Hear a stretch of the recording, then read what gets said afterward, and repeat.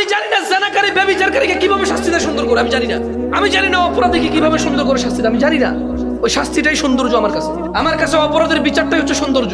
আমার কাছে অন্যায়কারীর লাঞ্ছনাই হচ্ছে সৌন্দর্য, যাতে অন্যান্য মানুষ অ্যাওয়ার হইতে পারে, ওয়ার্ন হইতে পারে, সতর্ক হইতে পারে। This is what beautiness of my view, my point of view. আমি সুন্দর করে পারবো না ঘুষখোরের ছেলে ফুটাঙ্গিগিরি দেখায় ঘুরবে আর আমি বলবো যে wow wow wow, I couldn't do that. আমি পারি না, পারবো না। আমি তোমাদের কাউকে পারবো না তোমার এই সুন্দর জামা কাপড় আর তোমার এই দাম্ভিকতা নিয়ে চলাকে কংগ্রেচুলেশন বলতে। No, I can't do that, because আমি জানি তোমার আব্বার বেতন 40,000, 45,000। তোমার আব্বার বেতন আজকে 60,000 হয় নাই, শুরু করছিল 13,000 টাকা দিয়ে, 12,000, 8,000, 7,500 টাকা দিয়ে। এটা তোমার আব্বা, 30 বছর চাকরি করার পর এখন বেতন হয়েছে কত? 82,000। আমি তোমাকে কংগ্রেচুলেশন বলতে পারবো না, আমার পক্ষে সম্ভব না। তোমার এই ব্র্যান্ডের জামা, তোমাদের আইফোন, এগুলো প্রমাণ করে তোমার আব্বা দুর্নীতিবাজ। তোমার দাদার কোনো সম্পদ ছিল না, তোমার আব্বার জন্য কিচ্ছু রেখে যেতে পারে নাই। 17,000 টাকা বেতন তোমার আব্বার এখন বেতন মাত্র।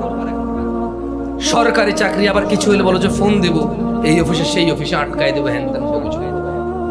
বেটা 60 বছর আটকাবি তুই আর তোর বাপ মিলা। বেটা এই বেটা 60 বছরের পরে পারবি আর কিছু করতে? হ্যাঁ, তুই আর তোর বাপ মিলে আমার বার্ধক্য আটকাইতে পারবি? তুই আর তোর বাপ মিলে কতদিন আমাকে অপারগ রাখবি?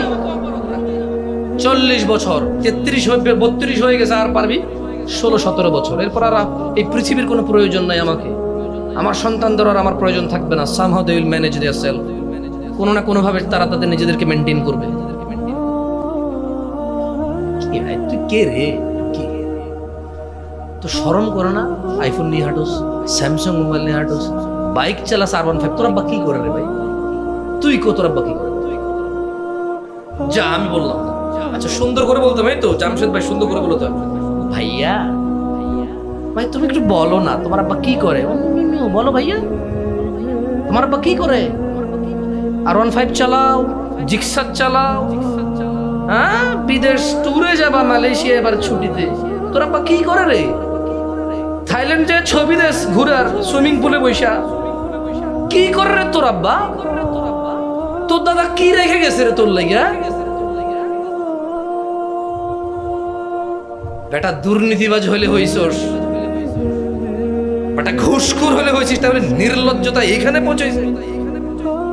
আবার হুজুর রম মার হাবা ও ব্যক্তি 3 লাখ টাকা দিছে, ও ফকিন্নির বলা আস্তাগফিরুল্লাহ, এভাবে বলা উচিত না। ও তো অসুখ হলে চিকিৎসাই করতে পারবে না, 3 লাখ টাকা দিতে আসছে মসজিদ। আবার মার হাবা বলা। আমি কোনোদিন বলছি মার হাবা? দেখছেন আমার মুখে? কেন মার হাবা বলবো?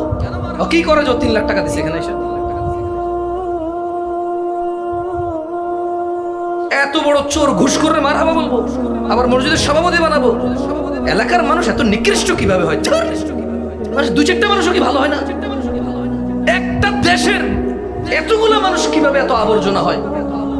এত আবর্জনা কিভাবে হয় মানুষ? আরেকজনের বউ আরেকজনের সাথে ধরা পড়ছে, বিয়ে পড়া দিব। আরে বেটা তুই আরেকজনের বউ কেমনে বিয়ে পড়াবি? বেটা হয় বদমাশ, এটা নিবি বিচার। তুই ধর্ম বুঝিস না? তোর বাসায় কোরআন নাই? আরেক বেটা বিদেশ আছে, ওই বেটার বউ ধরা পড়ছে একজন লোকে, বিয়ে পড়া দে মাথা কামাই দে। এটা নিয়ে বিচার তোর? হ্যাঁ, তোর ঘরে ডাকাতি করে তুই কি বিয়ে পড়া দিবি, মাথা কামাই দিবি রে? আরেকজনের বউ বিয়ে দিয়ে দে। কত বর্বর সমাজ! একটা মানুষ নয় প্রতিবাদ করে, এটা আবার ভিডিও করে ইন্টারনেটে ছাড়ে, আবার বলে যে একবার ঠিক বিচার হয়েছে নাকি বিয়ে পড়াই দেবো। আরে বেটা হেতে যা করার জন্য, এই জায়গায় জিনা করার জন্য তুই বিয়ে করে দিলে তো তার আকাঙ্ক্ষা আরো পূরণই করলি। তুই আরেক বেটার বউ বিকে কেমনি বিয়ে দিবি রে? মানুষ মারা গেলে তো ইদ্যুৎ পালন করে 3 মাস 10 দিন, 4 মাস 10 দিন ইদ্যুৎ পালন করে। ওই জায়গায় আরেকজনের বউ কেমনে বিয়ে দিস?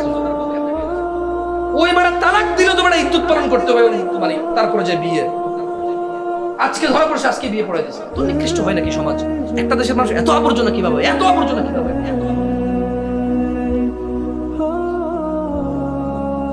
বিয়ের রাতে বলে যে তুমি কি করছো আমাকে বলো, আমি কিছু বলবো না কাউকে, তোমাকে মাফ করে দেবো।